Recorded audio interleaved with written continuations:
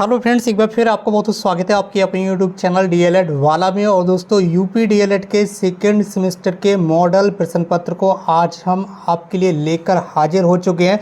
ये second semester का math का आपका मॉडल पेपर है। इसके अलावा जो पिछले मॉडल पेपर हैं वो भी हम आपको सॉल्व करा चुके हैं। पहले, दूसरे और तीसरे सब्जेक्ट के ये चौथा सब्जेक्ट होता है, चौथा पेपर होता है आपका मैथ का। तो ये मॉडल पेपर आपकी परीक्षाओं के लिए बहुत ही ज़्यादा उपयोगी सिद्ध होने वाला है, क्योंकि 3, 4 और 5 अप्रैल को आपकी परीक्षाएँ होने के लिए हैं, जो कि परीक्षाओं की दृष्टि से ये प्रश्न पत्र आपके लिए बहुत ज़्यादा इंपॉर्टेंट साबित होगा। डायरेक्टली इस प्रश्न पत्र यानी कि मॉडल पेपर से आपको जो क्वेश्चन है वो पेपर में देखने के लिए मिल जाएंगे। तो चलिए दोस्तों, ज़्यादा टाइम ना वेस्ट करते हुए आज की इस क्लास को स्टार्ट करते हैं। उसके साथ ही जो नए भाई बहन है वो चैनल को सब्सक्राइब करके जुड़ जाएं। अगर आपने अभी तक प्रीवियस क्लासेस को अटेंड नहीं किया, जहां पर प्रीवियस क्वेश्चन पेपर सॉल्व किए हुए आपको लगातार दिए जा रहे हैं इसी चैनल पर, तो चैनल पर जाकर आप सभी प्लेलिस्ट को देख लीजिए। सब्जेक्ट वाइज प्लेलिस्ट आपके लिए दे दी गई है।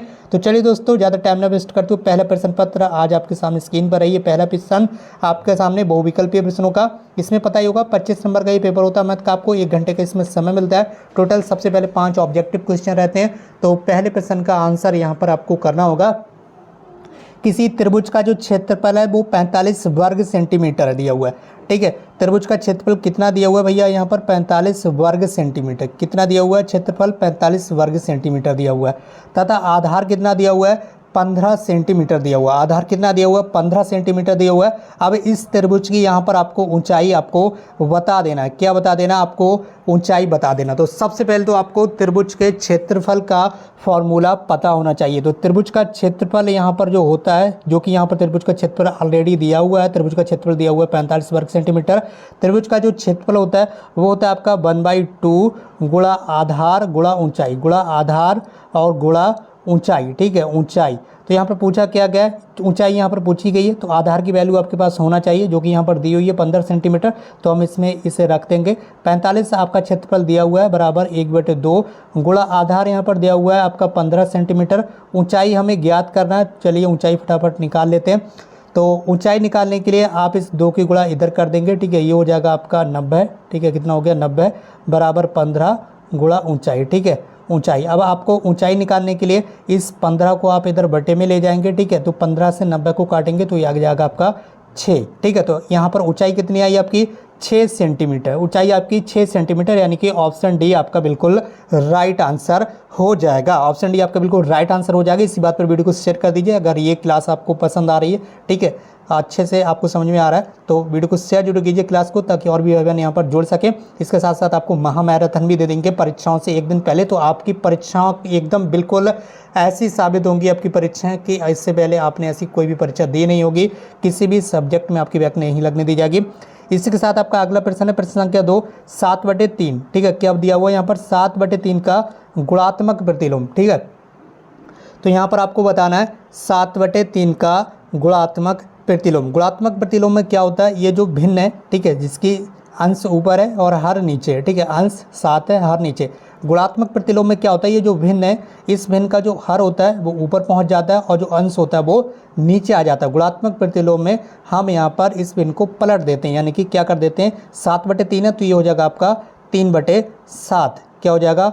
3/7। तो इस सवाल का राइट आंसर हो जाएगा। गुणात्मक प्रतिलोम में आप क्या करते हैं? आपसे कोई भी एक फ्रैक्शन दे दी जाए, जिसके यहाँ पर दे दिया जाए आपसे 1/3, इससे पूछा जाएगा इसका गुणात्मक प्रतिलोम बता दीजिए, तो आप कहेंगे कि ये हो जाएगा आपका 3/1। ये क्या हो जाएगा आपका? 3/1।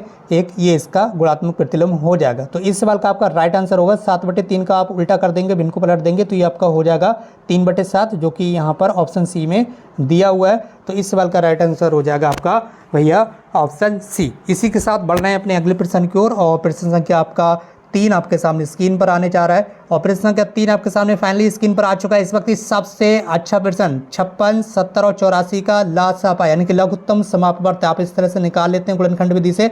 तो फटाफट निकाल लीजिए ऐसे करके। कितना दिया हुआ है यहाँ पर? 56। यहाँ पर क्या क्या दिया हुआ है? 56 दिया हुआ है। ठीक है, इसके अलावा दिया हुआ है 56। 56 के बाद आपका 70 दिया हुआ है। ठीक है, 70 दिया हुआ है। 70 के बाद आपका 84। ठीक है, 70 के बाद आपका 84 है। तो इन सभी को आप गुणनखंड विधि से इस तरह से सबसे पहले आप क्या करेंगे? 2 से डिवाइड करेंगे तो ये हो जाएगा आपका 28। ठीक है, और ये आ जाएगा आपका 35 और ये आ जाएगा आपका लास्ट में यहाँ पर 84 दिया हुआ है। तो ये हो जाएगा आपका 42। ठीक है, इस तरह से आप गुणनखंड विधि से निकाल लीजिएगा, फिर 2 से काटेंगे तो ये हो जाएगा 14 दूनी 28, 35 आपका कटेगा नहीं, और ये आ जाएगा आपका 21। 42 को 2 से काटेंगे 21, फिर 2 से काटेंगे आप तो हो जाएगा आपका 7, और ये 35 आपका कटेगा नहीं, 2 से 21 भी आपका नहीं कटेगा। आप क्या करेंगे, अब 2 से कोई से भी नंबर नहीं कट रहा तो हम 3 से ट्राई मारेंगे, फटाफट 3 से मार लीजिए ट्राई, 7 भी नहीं कटेगा, और यहाँ पर 35 भी नहीं कटेगा, आपका 21 कट जाएगा, 21 कट जाएगा, 3 7 21। आप क्या करेंगे, आप 2 से भी कोई संख्या नहीं कटेगी, 3 से भी कोई संख्या नहीं कटेगी, तो हम 3 से ट्राई मारेंगे, 3 से भी नहीं कट रही है तो 5 से ट्राई मारेंगे, 5 से कट रही है, 5 से कौन सी 35 कट रहा है। ठीक है, 35 पूरा डिवाइड हो रहा है तो 5 7 35। ठीक है, 5 और 7 को हम ऐसे ही लिख लेंगे क्योंकि 5 से 7 कटेगा नहीं, तो आप केवल हमें पास एक ही ऑप्शन है, ये 7 से ही कटेगा। तो इन सब की क्या करेंगे, ये लासापा निकालने के लिए सबको आपस में मल्टीप्लाई कर देंगे, इन सबकी आप मल्टीप्लाई कर दीजिए अच्छे से, बहुत अच्छे से कीजिए। जैसे कि सबसे पहले क्या है देख लेंगे, देखिए 7 पंजे कितना हुआ आपका 35। ठीक है, 7 पंजे 35, या 5 सत्ते कितना हुआ 35। ठीक है, 35 दो नहीं हुआ आपका 70, 3 को अभी हमने यहाँ पर छोड़ दिया, बाद में गुणा करेंगे तो 35 दो नहीं आपका 70, 70 दो नहीं 140, 140 दो नहीं कितना हुआ 140 दो नहीं हो गया आपका 280। ठीक है, अब 280 की आप 3 बार गुणा कर देंगे तो ये हो जाएगा आपका 840। कितना हो जाएगा आपका 840। ठीक है, 280 की आप गुणा कर देंगे 3 बार। ठीक है, तो ये देख लीजिए, ये देखिए 3 0 का 0, 3 अट्ठे 24 के 4, हाथ से लगे 2, और 3 दूनी 6 और 2 8। ठीक है, तो ये आपका आएगा ऑप्शन 40, ऑप्शन 840, यानी कि ऑप्शन सी बिल्कुल राइट आंसर हो जाएगा। इस तरह से आप एलसीएम निकाल सकते हैं। बहुत सारी चीज़ें आपको बिल्कुल आसानी से सिंपल लैंग्वेज में यहाँ पर समझाई जाएंगी। अगर आप इस सीरीज़ को, ये जो आपके लिए मॉडल पेपर दिए जा रहे हैं, सभी मॉडल पेपर एक बार अच्छे से देख लीजिए, सभी सब्जेक्ट के प्रीवियस सब्जेक्ट को भी आप देख लीजिए, जैसे कि आपका वर्तमान भारतीय समाज एवं प्रारंभिक शिक्षा, इसके अलावा प्रारंभिक शिक्षा के नवीन प्रयास, साइंस का मॉडल पेपर, ये सारे मॉडल पेपर दिए गए हैं। बाकी आगे आपको सोशल स्टडीज़ और जो भी सब्जेक्ट है उन सबके मॉडल पेपर आपको इसी चैनल पर उपलब्ध करा दिए जाएंगे। तो इसी बात पर इस चैनल को सब्सक्राइब कर लीजिए, क्योंकि यहाँ पर आपको हर छोटी बड़ी लेटेस्ट अपडेट भी मिलेगी, और इसके साथ साथ आपको लगातार क्लासेस भी मिलेंगी। तो चलिए बढ़ रहे हैं अपने अगले प्रश्न की ओर। प्रश्न संख्या 4 आपके सामने स्क्रीन पर, आयत का प्रत्येक कोण। सबसे पहले तो आपको आयत पता होना चाहिए जिसकी आमने सामने की भुजाएं बराबर होती हैं। ठीक है, कैसी होती हैं, आमने सामने की भुजाएं बराबर होती हैं। ठीक है, यहाँ पर ये ठीक से बनने में नहीं आ रहा है, ठीक है, लेकिन आपको यहाँ पर इसी तरह से इसकी डेफिनेशन होती है कि इसके आमने सामने की ये वाली भुजा और ये वाली भुजा ये बराबर होगी, और ये वाली भुजा ये दोनों आपस में बराबर होंगी। उसका प्रत्येक कोण कौन सा होता है, प्रत्येक कोण 90 अंश का होता है। ठीक है, कौन सा होता है, प्रत्येक कोण 90 अंश का होता है, ये भी आपको ध्यान रखना है। ठीक है, आयत का प्रत्येक कोण कितने अंश का होता है, 90 अंश का।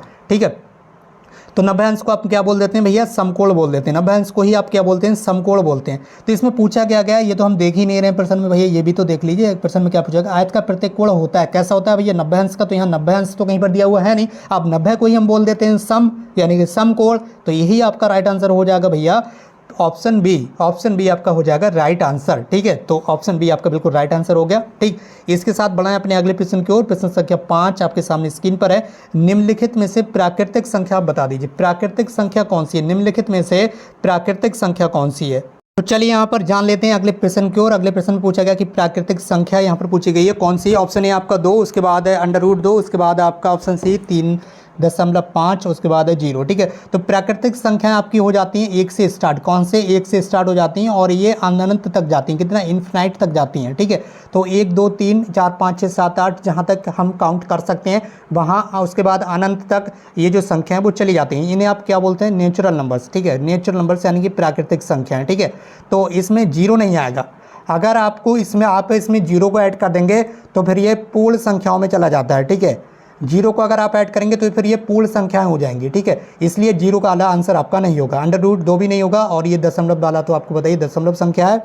तो यहाँ पर आपसे पूछी गई प्राकृतिक संख्या, तो ये हो जाएगा आपका ऑप्शन ए। ठीक है, यानी कि 2 नंबर जो है ये आपका प्राकृतिक संख्या है। 1 2 3 4 5 6 7 8 9 10 ये आपका प्राकृतिक संख्या। अगर आपसे 0 के बारे में पूछा जाए तो ये हो जाएगी आपका पूर्ण संख्या। ठीक है, पूर्ण संख्या। ठीक है, चलिए बढ़ रहे हैं अपने अगले प्रश्न की ओर। अब आपको बताइए, अब अति लघु उत्तर प्रश्न आ चुके हैं, और ये जितने भी आपके ऑब्जेक्टिव क्वेश्चन दिए हुए हैं ना, इनके हमने आपको नीचे यहाँ पर क्या कर दिया है, जो आंसर की है, ठीक है, उत्तर कुंजी है, वो भी प्रोवाइड करा दी गई है इसी पीडीएफ फाइल में। इसके साथ साथ मैं आपको ये भी बताऊंगा ये पीडीएफ फाइल आप कहाँ से और कैसे डाउनलोड करेंगे। ठीक है, तो आप बिल्कुल जाइएगा नहीं, क्लास को छोड़कर एंड तक कंप्लीट देख लीजिएगा। और अगले प्रश्न में आपसे पूछा गया है, एक आयत की लंबाई 10 सेंटीमीटर दी गई है। एक बार फिर यहाँ पर आप देखेंगे, ये आयत हम यहाँ पर बना लेते हैं। यहाँ पर आयत की लंबाई कितनी दी है भैया, 10 सेंटीमीटर दी है। कितनी, 10 सेंटीमीटर दी है। ठीक है, 10 सेंटीमीटर दी है, और इसकी चौड़ाई यहाँ पर दी है भैया 6 सेंटीमीटर। ठीक है, 6 सेंटीमीटर चौड़ाई दी है। आयत का परिमाप बता दीजिए। तो आयत का परिमाप का फॉर्मूला क्या होता है, 2 ब्रैकेट में होता है लंबाई प्लस चौड़ाई, जो कि यहाँ पर लिखा हुआ है। तो लंबाई आप यहाँ पर रख देंगे, लंबाई कितनी दी हुई है, लंबाई 10 सेंटीमीटर दी हुई है। यहाँ पर जल्दी यहाँ पर सॉल्व करके दिखा देते हैं। इसका फॉर्मूला होता है 2 लंबाई प्लस चौड़ाई। तो लंबाई की जगह पर आपको 10 लिखना है, ठीक है, प्लस चौड़ाई की जगह पर आपको 6 लिखना है। ये तो नॉर्मल पर्सन है तो बच्चा कर देगा। तो 10 प्लस 6 ये कितना हो गया, ये भैया 16 हो गया, ठीक है। यहाँ पर गुणा का निशान मानते हैं आप, तो 16 दूनी कितना हो गया भैया 32 सेंटीमीटर, ठीक है। तो ये आसानी से हो जाएगा। बस आपको फॉर्मूला पता होना चाहिए। अगर फॉर्मूला याद है तो फिर बच्चा इसे कर ही देता है, चाहे छोटा बच्चा हो बड़ा बच्चा हो। आप बड़े बच्चे हैं कोई दिक्कत नहीं। चलिए बढ़ाएं अपने अगले प्रश्न की ओर। और यहाँ पर अगला प्रश्न है आपके सामने, प्रश्न संख्या 7। यहाँ पर दिया हुआ है 2 ब्रैकेट में दिया हुआ है आपका x minus 1 is equal to 10 minus x, ठीक है, 10 माइनस एक्स दिया हुआ है, ठीक है। इसको हमें सॉल्व करना है, क्या करना है, हल करना है, ठीक है। चलिए कर लेते हैं। यहाँ पर इसके ब्रैकेट 2 को ब्रैकेट में गुणा कर देते हैं, तो ये जाकर आपका 2x माइनस 2, ठीक है, 2 की गुणा x में होगी तो 2x और 2 एकम 2, ये माइनस के 2 आ गए, बराबर क्या दिया हुआ है, बराबर दिया हुआ है 10 माइनस एक्स, ठीक है, 10 माइनस एक्स दिया हुआ है, ठीक है, 10 माइनस एक्स, ठीक है। तो जो x वाली वैल्यू है इन्हें हम एक साइड में कर लेंगे, यानी कि ये होगा आपका 2x और ये माइनस का x है, ये इस साइड में आ जाएगा, प्लस का x हो जाएगा। और जो यहाँ पर नंबर है उन्हें एक साइड में कर लेंगे, जैसे कि ये 10 है और ये माइनस का 2 आप इस साइड में ले आएंगे, ये प्लस का 2 बन जाएगा, कोई बात नहीं, ठीक है। ये 2x और 1x, ये हो गया आपका टोटल 3x जुड़कर, और ये हो गया आपके 12। तो x की वैल्यू निकालने के लिए इस 3 को हम इधर बटे में भेज देंगे, ठीक है। तो 3 से 12 को आप काटेंगे तो 4 आ जाएगा, तो x की वैल्यू आ गई आपकी 4, जो कि यहाँ पर हमने लिखकर आपको दिखा दिया। तो इसी तरह से सॉल्व करना है, बहुत ही नॉर्मल है सारी चीज़ें। अगर आपने अच्छे से पढ़ा होगा कुछ दिन पहले तो बहुत अच्छे से आप इसे आसानी से सॉल्व कर लेंगे, ठीक है। चलिए बढ़ना है अपने अगले प्रश्न की ओर। प्रश्न संख्या है आपका 8, ठीक है। प्रश्न संख्या 8 का यहाँ पर आपको बताना है योगात्मक प्रतिलोम। क्या बताना आपको, योगात्मक प्रतिलोम। यहाँ पर सॉरी प्रश्न संख्या 8 है और इसमें बताना आपको योगात्मक प्रतिलोम। एक भिन्न दी हुई है यहाँ पर 9/11।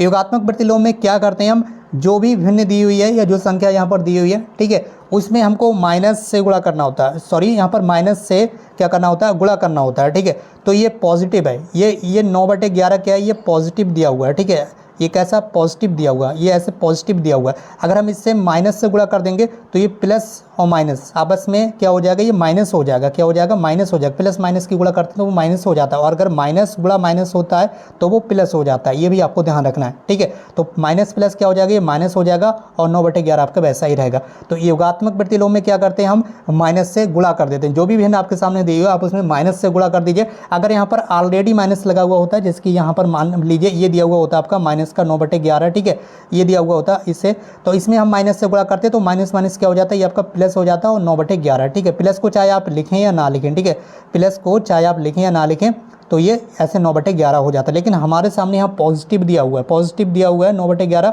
तो हम इसका योगात्मक प्रतिलोम करेंगे तो इसमें माइनस आ जाएगा, ठीक है। तो ये कितना हो जाएगा, माइनस का 9/11। और गुणात्मक प्रतिलोम में मैं आपको बता ही चुका हूँ, जो भिन्न होती है, जो फ्रैक्शन होती है, इसे हम बदल देते हैं, यानी कि पलट देते हैं। अगर इसका गुणात्मक प्रतिलोम आपसे पूछा जाता तो ये हो जाता है आपका माइनस का 11/9। ये भी आपको ध्यान रखना है, दोनों में से कोई भी प्रश्न आपसे परीक्षा में पूछा जा सकता है। कोई भी प्रश्न बच कर ना जाए, आपको पकड़कर वहीं एकदम उसका उलट पलट कर देना है, जैसा भी प्रश्न आपको आ रहा है, ठीक है।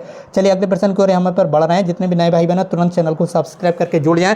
बाकी इस PDF फाइल के बारे में आपको ऑलरेडी बता ही चुका हूँ। इस वीडियो के नीचे कमेंट बॉक्स में लिंक दी गई है टेलीग्राम ग्रुप की, ठीक है, टेलीग्राम ग्रुप की लिंक दी गई है। वहाँ से जाकर इस PDF फाइल को, इस पेपर को आसानी से सॉल्व कर सकते हैं, डाउनलोड कर सकते हैं आप, और उसकी रिवीजन भी आप आसानी से कर सकते हैं। अगला प्रश्न आपका प्रश्न संख्या 9 है। इसमें आपसे पूछा जा रहा है एक धन पूर्णांक यहाँ पर दिया हुआ है 4x माइनस 6, ठीक है, 4x माइनस 6 पूछा जा रहा है कि इसके ठीक बाद का धन पूर्णांक ज्ञात कीजिए।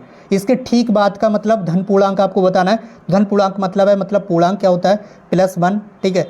यहाँ पर एक आपको जोड़ देना है, ठीक है, क्या कर देना है, एक जोड़ देना है, ना कि ठीक बाद का पूछा जा रहा है, ठीक बाद यानी कि एक आगे का, तो +1 कर देना है इसमें आपको, ठीक है। अगर आपसे ठीक पहले का पूछा जाता तो उसमें से आप एक माइनस कर देते। तो चलिए इसको सॉल्व कर लेते हैं। तो ये हो जाएगा आपका 4x प्लस का 1 है, माइनस के 6 हैं तो माइनस के 5 बचेंगे, तो ये आपका आ जाएगा इस टाइप से। आंसर क्या आएगा आपका 4x माइनस 5, ठीक है। तो +1 कर देंगे, ठीक बात के लिए आप +1 कर देंगे, यानी कि एक बात का आपसे पूछा जा रहा है ठीक आगे का, तो एक लगा देंगे, एक जोड़ देंगे, तो ये हो जाएगा आपका आंसर, ठीक है। इसी के साथ बढ़ना है अपने अगले प्रश्न की ओर। प्रश्न संख्या आपका 10। प्रश्न संख्या 10 में आपसे क्या पूछा गया है, यहाँ पर पूछा गया है कि सर्वसमिका है या नहीं। अब सर्वसमिका होने के लिए कोई यहाँ पर कंडीशन होती है।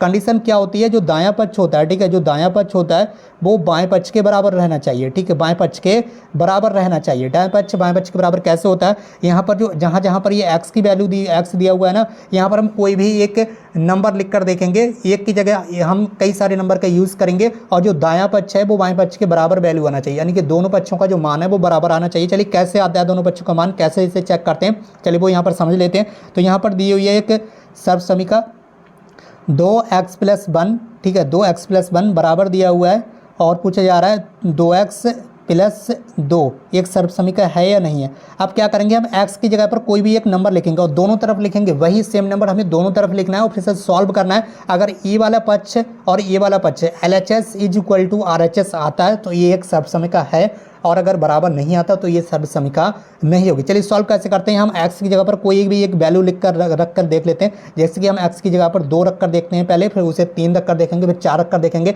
ऐसे हर कंडीशन में, हर बार में अगर कोई भी नंबर दोनों तरफ एक ही जैसा नंबर रखने पर दायां पक्ष बराबर आता है बाएं पक्ष के, तो वो सर्वसमीका होगी। ठीक है, x की जगह पर हमने 2 रख दिया है, +1 है बराबर, इस साइड में भी हम x की जगह 2 रख देंगे, 2 × x की जगह 2 रख देंगे, प्लस का आपका 2 है ही, कोई बात नहीं।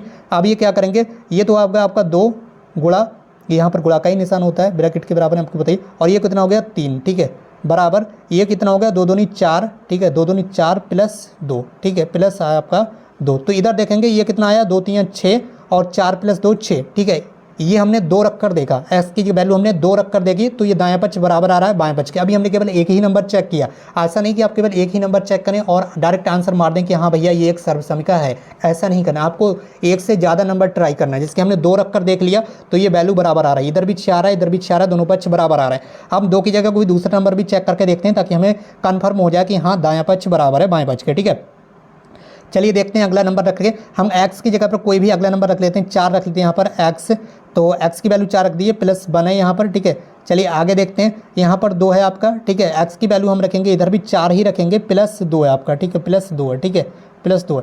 चलिए अब इसे सॉल्व करते हैं, तो ये होगा आपका 2, ठीक है, और ये गुणा में कितना आ जाएगा, 4 और 1 हो गया आपका 5, ठीक है, 5 हो गया। अब चलिए आगे देखते हैं, और ये कितना हुआ, 2 चौक 8 हो गया, +2, ठीक है, +2। अब आपको थोड़ा थोड़ा हल्का हल्का समझ में आता होगा अगर आपके कुछ भी पढ़ा होगा।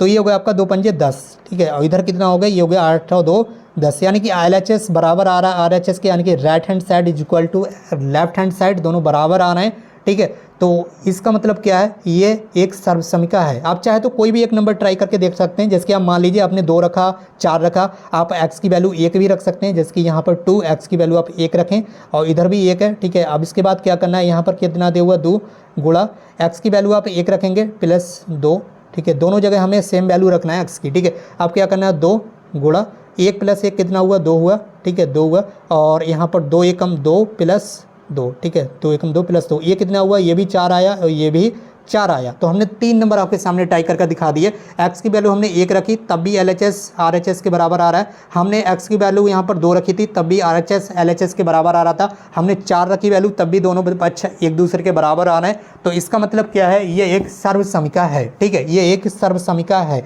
आपको इस तरह से इसे सॉल्व करके पेपर में बता देना। कोई भी इक्वेशन, कोई भी सर्वसमीका आती है और आपसे पूछा जाता है कि ये सर्वसमीका है या नहीं है, तो आप कम से कम 2 या 3 नंबर को वहाँ पर चेक कीजिए, फिर उसके बाद देखिए RHS बराबर आ रहा है LHS के, यानी कि दायां पक्ष बराबर आ रहा है बाएं पक्ष के, तो वह एक सर्वसमीका नहीं होगी। अगर बराबर नहीं आते हैं, ये मान लीजिए एक साइड में आ जाता है 4, दूसरी साइड में आता है 2, तो ये एक सर्वसमीका नहीं होती। मान लीजिए एक साइड में आ जाता है 1, दूसरी साइड में आता है 2, तो ये सर्वसमीका नहीं होती। ये चीज़ें आपको ध्यान रखना है। ठीक, चलिए बढ़ाएं अपने अगले प्रश्न को। प्रश्न संख्या यहाँ पर पूछा गया है 11, सबसे छोटी पूर्ण संख्या लिख दीजिए। अभी मैंने आपको बताया था पूर्ण संख्या 0 से स्टार्ट होती हैं, तो 0 ही सबसे छोटी पूर्ण संख्या होती। प्राकृतिक संख्या 1 से स्टार्ट होती हैं, ठीक है, तो सबसे छोटी प्राकृतिक संख्या हो जाएगी आपकी 1। ठीक है, ये भी आपको ध्यान रखना है, और ये इन्फिनाइट तक जाती हैं, दोनों ही तरह की संख्याएं ये अनंत तक जाती हैं, ये भी आपको ध्यान रखना है। ठीक है, चलिए अपने बढ़ रहे हैं अगले प्रश्न को। प्रश्न संख्या लघुत्तरीय में आ चुके हैं। अब हम लघुत्तरीय प्रश्न के लिए यहाँ पर हमें सॉल्व करना होगा, तो किस तरह से सॉल्व करेंगे फटाफट देख लेंगे। सबसे पहले 12 नंबर का प्रश्न है, एक समबाहु, और जो ऊपर मैंने आपको ऑब्जेक्टिव क्वेश्चन कराए हैं ना, इनकी ये उत्तर कुंजी भी यहाँ पर दे दी गई है। ठीक है, उत्तर कुंजी ये आपकी परीक्षाओं के लिए बहुत ही ज़्यादा इंपॉर्टेंट सिद्ध होगी जब आपको यहाँ पर इसे सॉल्व करेंगे। ठीक है, तो उसमें अपना आंसर मिला सकते हैं। इस PDF फाइल को मैं आपको बता ही चुका हूँ। इस वीडियो के नीचे कमेंट बॉक्स में आपको जाना है, वहाँ पर टेलीग्राम ग्रुप की लिंक मिल जाएगी, वहाँ पर जुड़ जाइए टेलीग्राम से। हर छोटी बड़ी लेटेस्ट अपडेट वहीं पर मिलती है आपको। ठीक है, और इस चैनल को सब्सक्राइब कर लीजिए, क्योंकि परीक्षाओं तक बहुत धुआंधार तरीके से आपकी तैयारी कराई जाएगी। अगर आप लोग बोलेंगे कि आप मैथ की एक मैराथन लेकर आइए, महामैराथन, तो वो भी आपको करा दी जाएगी ताकि परीक्षाओं में आप अपना अच्छा प्रदर्शन कर सकें। ठीक है, चलिए बढ़ाएं अपने अगले प्रश्न की ओर। प्रश्न संख्या 12 आपसे क्या पूछा गया, एक समबाहु त्रिभुज है। समबाहु, समबाहु का मतलब है कि उसकी सभी भुजाएं बराबर हैं, समान भुजाएं हैं, तीनों भुजाएं उसकी कैसी हैं, बराबर हैं, समबाहु त्रिभुज है। ठीक है, इसकी जो ऊंचाई, जो हाइट दी हुई है, ये जो यहाँ पर दिया हुआ है, ये वाली हाइट दी हुई है। ठीक है, जो हाइट दी हुई है, जो कि बीच में होती है, बिल्कुल इस साइड से ऐसे ये बीच में आप खींचते हैं, जो कि इसे लंब भी बोल सकते हैं हम, लंब, यानी कि ये त्रिभुज को दो बराबर पार्ट में डिवाइड करती है, दो बराबर भागों में ये विभाजित करती है, जो कि लंब होती है। किस पर होती है, ये होती है आपके आधार पर। ठीक है, ये होती है आपके आधार पर लंब। ठीक, तो चलिए देख लेते हैं। इसकी ऊंचाई दी हुई है 3√3, इसकी जो यहाँ पर माप दी हुई है 3√3 दिया हुआ है। तो इसकी वैल्यू कितनी दी हुई है भैया, 3√3। ठीक, अब क्या है, समबाहु त्रिभुज का क्षेत्रफल, समबाहु त्रिभुज का क्षेत्रफल, समबाहु त्रिभुज का क्षेत्रफल का फॉर्मूला यहाँ पर होता है √3/4 गुणा भुजा का स्क्वायर। ठीक है, गुणा भुजा का स्क्वायर। ठीक है, तो ये सब तो ठीक है, ये वाली वैल्यू तो वैल्यू है डायरेक्ट। ठीक है, लेकिन भुजा हमें पता ही नहीं है। ठीक है, भुजा हमें पता ही नहीं है, हमें तो ये वाली वैल्यू दी है यहाँ पर, ये लंब जो दिया हुआ है, ये ऊंचाई दी हुई है। हमें क्या निकालना है, हमें या तो ये वाली वैल्यू पता चल जाए या ये वाली वैल्यू पता चल जाए। ठीक है, या फिर जो आधार है पूरा ये वाला पता चल जाए, तो कोई बात नहीं। इसे हम कैसे निकालेंगे, उसके लिए आपको क्या करना है। ठीक है, उसके लिए आपको क्या करना है, चलिए इसे सॉल्व करके यहाँ पर आपको बताते हैं। ठीक है, तो सबसे पहले ये आपका त्रिभुज है, इस त्रिभुज को हम यहाँ पर ऐसे ड्राइंग कर ले रहे हैं। ठीक है, ये वैल्यू यहाँ पर दी हुई है आपकी, ये वाली वैल्यू 3√3 दी हुई है। ठीक है, 3√3, ठीक है, दी हुई है। ठीक है, अब क्या करना है, ठीक है, इसमें आपको क्या करना है, मान लेंगे त्रिभुज की जो भुजा है, ठीक है, वो x है। ठीक है, त्रिभुज की भुजा क्या है, ये पूरी भुजा है x। ठीक है, तो ये जो लंब है, ठीक है, ये बिल्कुल बीच में आता है। ठीक है, क्या करता है, ये बिल्कुल बीच में गिरता आकर। ठीक है, तो ये वाली भुजा भी x ही होगी, पूरी भुजा कितनी होगी, x। ये वाली भुजा भी पूरी x ही होगी, क्योंकि समबाहु त्रिभुज है तो तीनों भुजाएं बराबर ही होंगी। जब हमने इस वाली भुजा को x माना है, यानी कि इस वाली भुजा को आप x मानेंगे। ठीक है, तो ये वाली भुजा भी आपकी x होगी, ये वाली पूरी भुजा भी x होगी।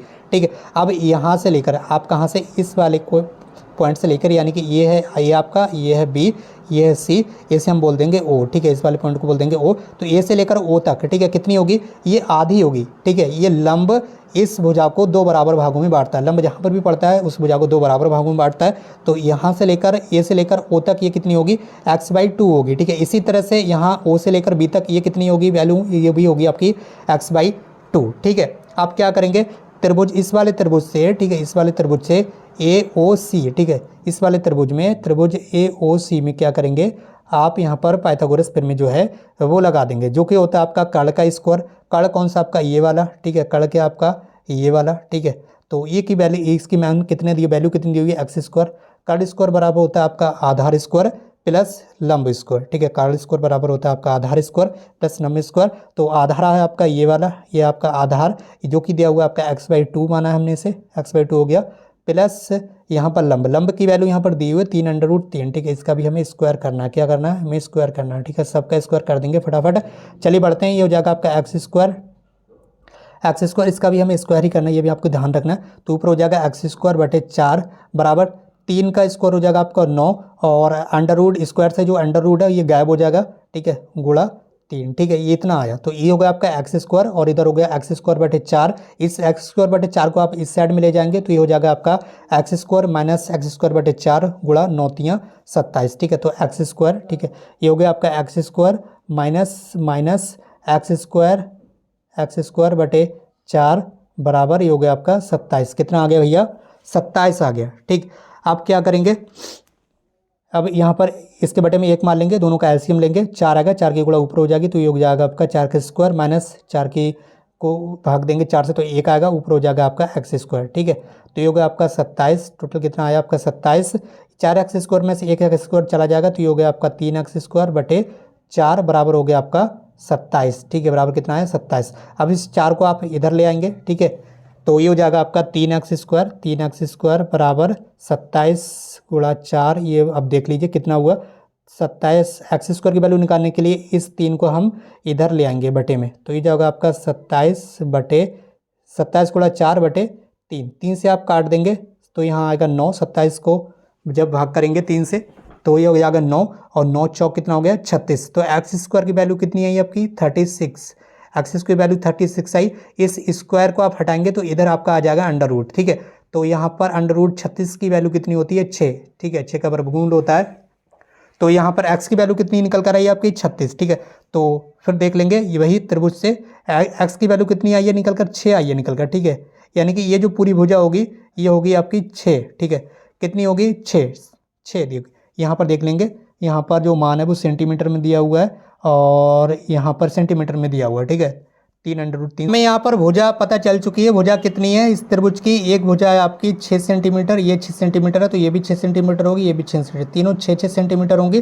तो त्रिभुज का जो क्षेत्रफल होता है वो होता है √3/4, √3/4 जिसकी अभी मैंने बताया था, और √3/4 गुणा भुजा स्क्वायर। भुजा कितनी आई है आपकी 6 सेंटीमीटर निकल कर आई, तो 6 का आप स्क्वायर कर देंगे। क्षेत्रफल ही आपसे पूछा गया था तो क्षेत्रफल हम यहाँ पर निकालना है।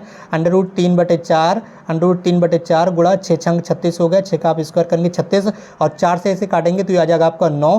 तो यहाँ पर राइट आंसर क्या हो जाएगा आपका 9√3, ठीक है। तो राइट आंसर क्या हो जाएगा आपका 9√3 सेंटीमीटर स्क्वायर, ठीक है। तो ये आपका राइट आंसर यहाँ पर हो जाता है, ठीक है। तो इसी के साथ बढ़ रहे हैं आप अपने अगले प्रश्न की ओर। प्रश्न संख्या कौन सा आपका, फटाफट आप यहाँ पर देख लेंगे। आप प्रश्न संख्या है आपका 14, ठीक है। प्रश्न संख्या कौन सा आपका 14, ठीक है ना। उससे पहले आपका 13, ठीक है। ये देख लीजिए प्रश्न संख्या आपका 13। प्रश्न संख्या 13 में क्या पूछा गया, x -1/x की वैल्यू यहाँ पर दी हुई है और x² + 1/x² की वैल्यू यहाँ पर आपसे पूछ रहा है, ठीक है। x - 1/x की वैल्यू 3/2 यहाँ पर दी हुई है, ठीक है। तो चलिए देख लेते हैं, x - 1/x की वैल्यू यहाँ पर दी हुई है और आपसे पूछा गया है x² + 1/x² की वैल्यू आपसे पूछी जा रही है। हमें वैल्यू किसकी दी हुई है एक बार देख लेंगे। x - 1/x की वैल्यू हमें दी हुई है, कितनी दी हुई है 3/2 दी हुई है, ठीक है। अब इसकी वैल्यू निकालना है हमें। ई वाला पद कैसे निकलाएंगे, तो इस वाली ये जो समीकरण आपके सामने दी हुई है इसमें दोनों पक्षों में LHS यानी कि लेफ्ट हैंड साइड और राइट हैंड साइड दोनों पक्षों में आप वर्ग कर देंगे। क्या कर देंगे, दोनों पक्षों का वर्ग कर देंगे। इस तरह से कर देंगे आप वर्ग दोनों पक्षों का, ठीक है। इस तरह से ऐसे वर्ग कर दिया, स्क्वायर लगा दिया, इस पर भी स्क्वायर लगा दिया, ठीक है। इसका ऐसे स्क्वायर लगा दिया। अब ये फॉर्मूला बन जाता है a - b के होल स्क्वायर का। तो a - b का होल स्क्वायर क्या होता है, a² यानी कि x का स्क्वायर प्लस b² यानी कि 1/x का स्क्वायर, ये हो गया 1/x का स्क्वायर, माइनस का 2ab, 2a की वैल्यू दी है यहाँ पर x इंटू b की वैल्यू दी हुई है 1/x, ठीक है। और आगे क्या दिया हुआ 3/2 का होल स्क्वायर, तो इसे हम खोल देंगे, 3 3 आपका हो जाएगा 9, ठीक है। कितना हो गया 9 और 2 का स्क्वायर होगा आपका 4, ठीक है। इस वाले x से ई वाला x गायब हो जाएगा। ये जो माइनस का 2 है इसे आप इस साइड में ले आएंगे, ठीक है। तो ये कितना हो गया 9/4 - 2, ठीक है। इसे हम सॉल्व कर लेंगे, ठीक है। आप देखिए ई वाला जो वैल्यू है ना, ये वाली वैल्यू ये सेम टू सेम ये बन गई आपकी, ये देख लीजिए x² प्लस 1 का स्क्वायर आपका 1 ही रहेगा और नीचे ये जो स्क्वायर है ये x का स्क्वायर हो जाएगा, ठीक है। x का स्क्वायर हो जाएगा बराबर, इस वाले को आप सॉल्व कीजिए, ठीक है। आप इसका एलसीएम लेंगे तो 4 ऊपर आ जाएगा 9 माइनस और ये 4 दूनी 8, तो ये कितना हो गया आपका, ये हो जाएगा आपका, ये जो माइनस का 2 है इधर आ गया, ये प्लस का हो जाएगा, सॉरी ये जो माइनस का 2 है ना ये इधर आ गया प्लस का हो जाएगा, तो यहाँ पर ये प्लस का साइन आएगा। तो 9 8 कितना हो गया आपका 17, तो ये आई आपका 17/4, ठीक है। कितना आया 17/4, ठीक है। एक बार देख लेंगे यहाँ पर ये 17/4, ठीक है। इस तरह से ये आया आपका 17/4। तो ये यहाँ पर x² प्लस 1/x² की वैल्यू निकल कर आ चुकी है आपकी 17/4, ठीक है। तो ये राइट आंसर आपका हो जाएगा। अब इसी के साथ बढ़ना है हम अपने अगले प्रश्न की ओर। आप कहीं जाइएगा नहीं, चैनल को सब्सक्राइब करके बेल आइकन को प्रेस कर लीजिएगा। प्रश्न संख्या आपका 14, प्रश्न संख्या 14 में आपसे क्या पूछा जा रहा है फटाफट देख लेंगे। प्रश्न संख्या 14 को सॉल्व करने के लिए आपको नीचे आ जाना है, ठीक है। और नीचे आके आएंगे अपने यहाँ पर, तो प्रश्न संख्या 14 आपको सॉल्व करा देंगे फटाफट। ये आ चुका आपका प्रश्न संख्या 14, ठीक है। प्रश्न संख्या 14 में कहाँ पर आया, आइए फटाफट इसे देख लेंगे एक बार। ये आपका प्रश्न संख्या 14, ठीक है। इसमें नहीं है, चलिए यहाँ पर सॉल्व करा ही देते हैं। आपको क्या क्या दिया हुआ है एक बार देख लेंगे। x - 2y, ठीक है, x - 2y और उसके बाद दिया हुआ है 3y - x, ठीक है। तो चलिए यहीं पर सॉल्व करके आपको दिखा देते हैं। ये दिया हुआ है आपका, इन दोनों को चलिए ओपन कर लेते हैं। ये है आपका x - 2y, ठीक है। यहाँ पर सॉल्व करते हैं, यहाँ पर जगह कम पड़ रही है, इस साइड में सॉल्व करते हैं। ये आपका x - 2y, अब इस वाली ब्रैकेट को आप ओपन कीजिए, प्लस दिया हुआ 3y और प्लस माइनस माइनस हो जाएगा और ये हो जाएगा आपका x। अगली ब्रैकेट को यहाँ पर सॉल्व करना है, माइनस दिया हुआ है, माइनस का 3x इंटू माइनस माइनस आपका ये प्लस हो जाएगा। यहाँ पर ये वाला माइनस, ये माइनस ये प्लस हो जाएगा आपका प्लस का 2y, ठीक है। अब इसमें जो काटने के लिए उसे काट देंगे, फटाफट डंडा लेके काटेंगे। ये देख लीजिए, ये प्लस का एक्स माइनस एक्स इसे भगा दिया, ये कट गया आपस में, ये माइनस का 2y और प्लस का 2y इसे भी हम भगा देंगे, उड़ा देंगे, कट गया आपस में। आप क्या बचा क्या वो देखेंगे, ये बचा आपका प्लस का 3y, ये प्लस का 3y बचा और माइनस का 3x, प्लस का 3y माइनस का 3x, ये इतना बचा, ठीक है, ये इतना बचा। इसमें भी क्या करेंगे आप 3 को कॉमन ले लेंगे, दोनों जगह 3 कॉमन ले लेंगे तो ये हो जाएगा आपका y माइनस एक्स, यही आपका राइट आंसर हो जाएगा, ठीक है। तो 3 ब्रैकेट में आ जाएगा आपका y माइनस एक्स, ठीक है। तो इस तरह से हम बढ़ रहे हैं अपने अगले प्रश्न की ओर। प्रश्न संख्या आपका 15, ठीक है, प्रश्न संख्या 15। तो प्रश्न संख्या 15 के लिए क्या करेंगे, यहाँ बताया गया दो संख्याओं का योग, ठीक लीजिए, दो संख्याओं का योग कितना दिया हुआ, ये दो संख्या मान लीजिए, एक संख्या x है, दूसरी संख्या आपकी y, ठीक है, एक संख्या x है, दूसरी संख्या y, दो संख्याओं का योग यहाँ पर दिया हुआ है 24। उनमें से एक जो संख्या है वो दूसरी संख्या की 2 गुनी है। एक संख्या, कोई भी एक संख्या है वो दूसरी संख्या की 2 गुनी है।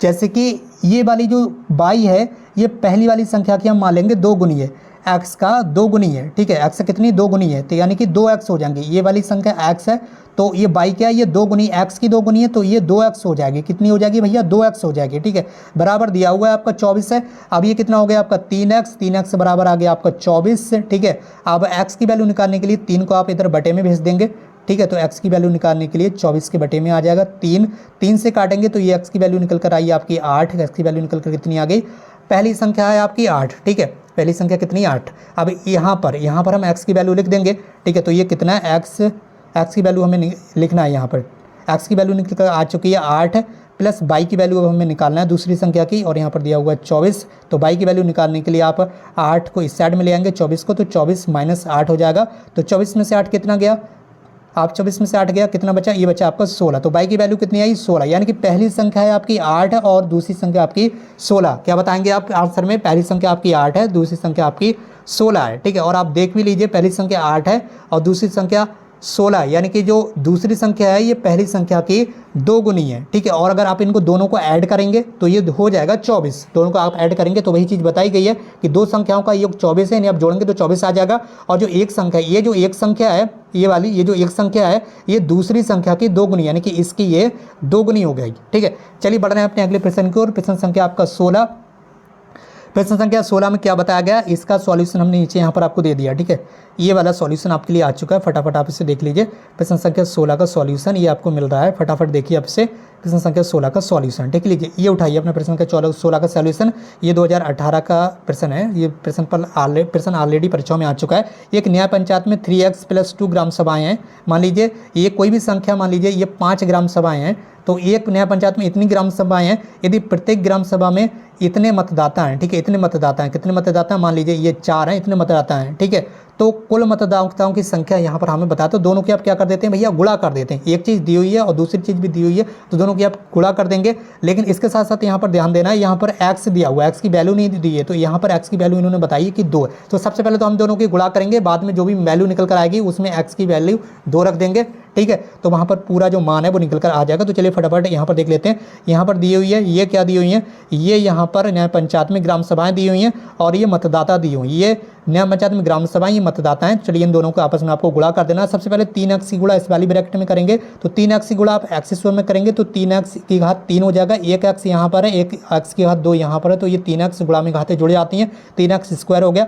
अगला पद है आपका केवल x वाला, तो 3 ये है, 3x ये है, 3x ये है, ठीक है। तो ये कितना हो गया, 3 3 9, और ये होगा आपका x²। एक x यहाँ पर, एक x यहाँ पर है, तो x गुणा में घातें जुड़ जाती हैं, मैंने आपको बताया था। तो ये 2x हो जाएंगे, यानी कि x की घात 2 हो गई।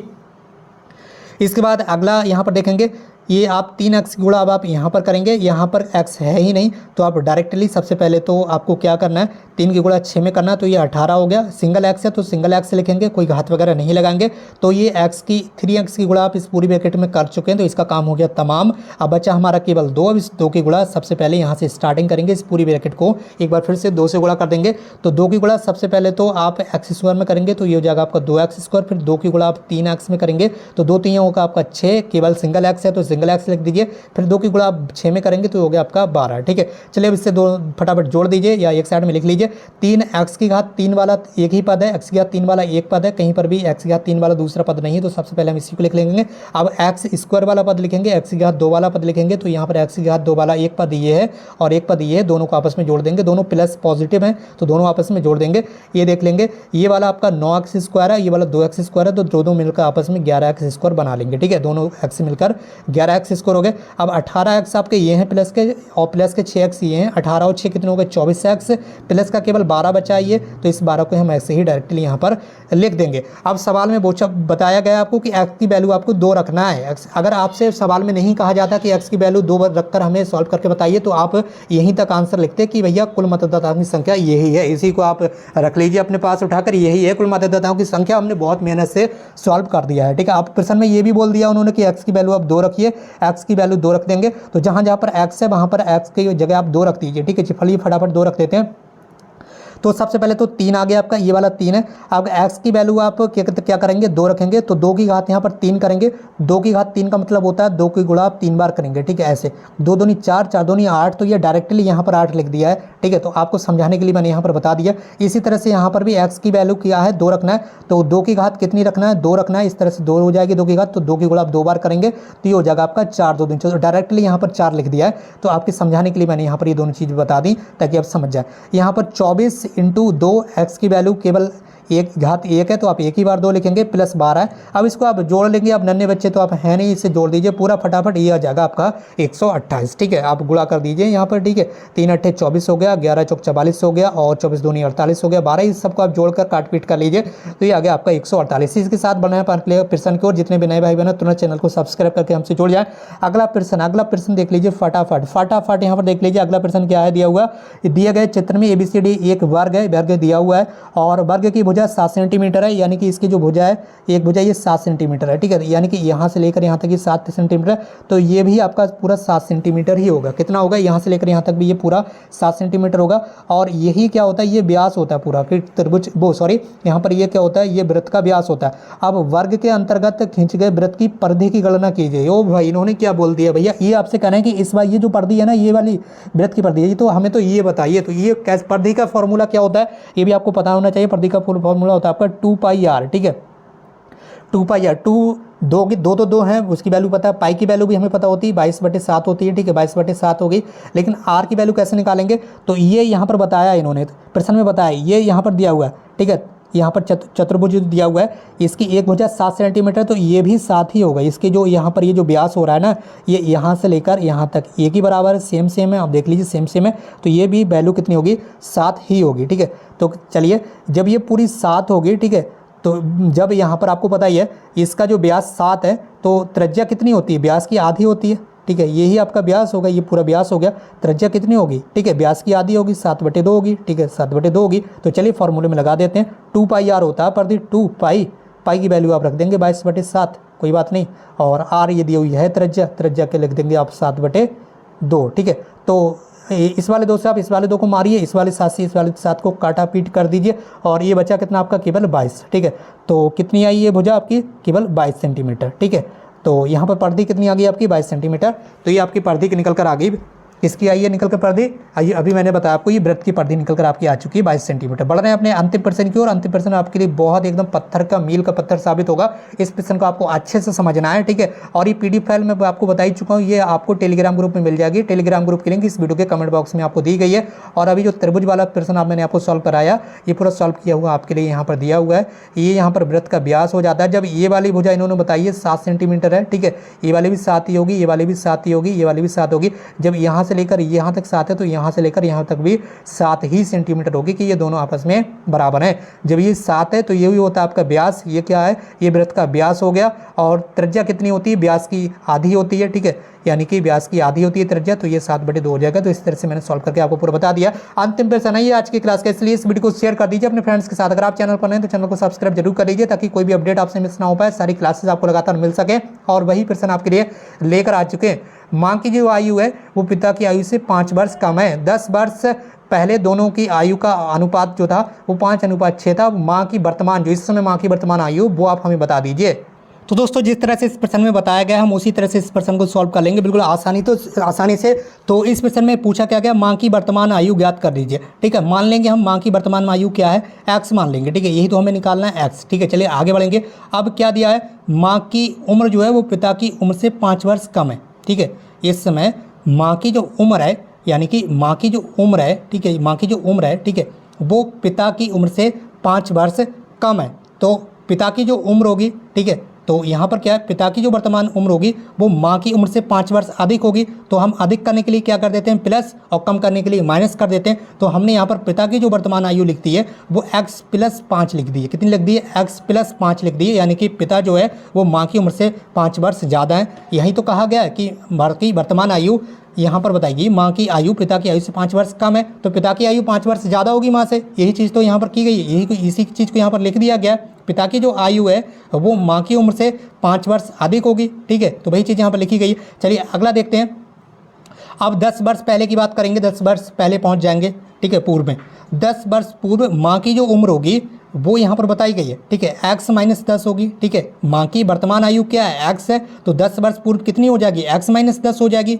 ठीक है, x - 10 वर्ष हो जाएगी। ठीक, चलिए आगे देखेंगे, अच्छे से समझना सारी चीज़ें। अब 10 वर्ष पूर्व, 10 वर्ष पहले पिता की जो उम्र होगी, ठीक है, पिता की उम्र वर्तमान में कितनी है, वर्तमान में इतनी है, तो इस वर्तमान से हम 10 वर्ष कम कर देंगे, माइनस कर देते हैं। पहले जाने के लिए, पीछे जाने के लिए माइनस, आगे जाने के लिए प्लस, ऐसे ही आप लगा देते हैं। ठीक, तो पहले की उम्र लिखना है, तो वर्तमान से हम 10 वर्ष कम करेंगे। वर्तमान उम्र ये है पिता की, इसमें से -10 कर देंगे। ठीक है, तो इसे आप यहाँ पर इस तरह से सॉल्व कर लेंगे। ये है आपका x + 5 और ये आ गया आपका -10। तो ये x माइनस के 10 हैं और प्लस के 5 है, तो माइनस के केवल 5 बचेगा। तो ये आ गई आपकी पिता की 10 वर्ष पहले पिता की जो आयु थी वो थी आपकी x - 5। ठीक है, तो एक ये वाली वैल्यू काम आएगी और एक ये वाली वैल्यू आपके काम में आएगी और ये वाली वैल्यू आपके, ये 3 वैल्यू आपके काम में आने वाली है। ठीक है, अब क्या बताया, 10 वर्ष पहले दोनों की उम्र का जो अनुपात था वो 5:6 था। 10 वर्ष पहले दोनों की उम्र का जो अनुपात था वो 5:6 था। ठीक है, चलिए देख लेते हैं, दोनों की उम्र का अनुपात कर देते हैं। अब यहाँ पर क्या है, ठीक है, यहाँ पर क्या करना है, ठीक है, देखिए माँ की उम्र, ठीक है, ये माँ की उम्र दी हुई है 10 वर्ष पहले और ये पिता की उम्र दी हुई है 10 वर्ष पहले की। इन दोनों को यहाँ पर क्या करा है, हमने अनुपात में लिख दिया है। ठीक है, जो कि यहाँ पर दिया हुआ है 5:6। ठीक है, 5:6 दिया हुआ। अब इसे आप सॉल्व कर लेंगे। सॉल्व करने के लिए आपको क्या करना है, ठीक है, 6 की गुणा आप ऊपर लिख देंगे तो ये हो जाएगा, 6 की गुणा सबसे पहले x में होगी तो ये हो गया आपका 6x - 6 की गुणा 10 में हो जाएगी तो ये हो जाएगा आपका कितना हो गया, 6 × 60 हो गया। ठीक है, अब 5 की गुणा इधर होगी, इस वाली ब्रैकेट में, इधर ये जो है आपका लिखा हुआ। तो सबसे पहले तो आप लिखेंगे 6x - 60 बराबर x की गुणा 5 में होगी तो ये हो गया आपके 5x - 5 × 5 = 25। ठीक है, ये हो गया आपका 25। अब ये x की वैल्यू वाले पद एक साइड में लिख दीजिए। ये हो गया आपका 6x, ये प्लस के 5x हैं तो इस साइड में आएंगे तो ये हो जाएंगे आपके माइनस के 5x। ठीक है, माइनस का ये आपका 25। ठीक है, माइनस का कितना, ये 25 और ये माइनस का 60 जब इधर आएगा तो ये हो जाएगा आपका प्लस का 60। ठीक है, अब ये कितना बचा, 6x ये हैं, प्लस के 5x ये हैं, माइनस के, तो माइनस के 5x चलेगा, केवल प्लस का 1x बचा। ठीक है, माइनस के 25 हैं, प्लस के कितने हैं, 60 हैं, तो भैया प्लस वाले ज़्यादा हैं तो प्लस वाले हम बचेंगे। कितने बचेंगे वो भी आप बता दीजिए। 25 आप निकाल देंगे तो ये बचेंगे 35। ठीक है, तो x की वैल्यू 35 है। अब हमने x को क्या चीज़ माना था वो हम देख लेंगे। यहाँ पर x की वैल्यू 35 निकल कर आई है। ठीक है, तो माँ की जो वर्तमान आयु उसे हमने x माना है। ठीक है, और यही चीज़ क्वेश्चन में पूछी गई है कि माँ की वर्तमान आयु कितनी है, तो आप बता देंगे भैया माँ की वर्तमान आयु 35 वर्ष है। फटाफट आप उसे बता देंगे। बाकी दोस्तों आज की ये क्लास यहीं पर समाप्त हो रही है। ये मॉडल पेपर आपको कैसा लगा कमेंट बॉक्स में जरूर टाइप कीजिए। इसी तरह के सारे मॉडल पेपर हम आपको ऑलरेडी सॉल्व करवा भी चुके हैं और जो प्रश्न पत्र रह गए हैं, जो सब्जेक्ट, वो भी हम लगातार आपको सॉल्व करा रहे हैं। इसके साथ ही ये पूरी PDF फाइल आपको हमारे टेलीग्राम ग्रुप पर दे दी गई है। टेलीग्राम ग्रुप की लिंक इस वीडियो के कमेंट बॉक्स में देखिए, वहां से जाकर आप टेलीग्राम ग्रुप को ज्वाइन कर लीजिए। और अगर अभी तक आपने प्रीवियस ईयर क्वेश्चन पेपर की सॉल्व क्लासेस नहीं देखी, प्रीवियस ईयर क्वेश्चन पेपर इसी चैनल पर सॉल्व कराया जा रहा है, तो उन क्लासेस को भी जाकर तुरंत देख लीजिए, क्योंकि वो क्लासेस आपकी परीक्षाओं के लिए रामबाण साबित होंगी।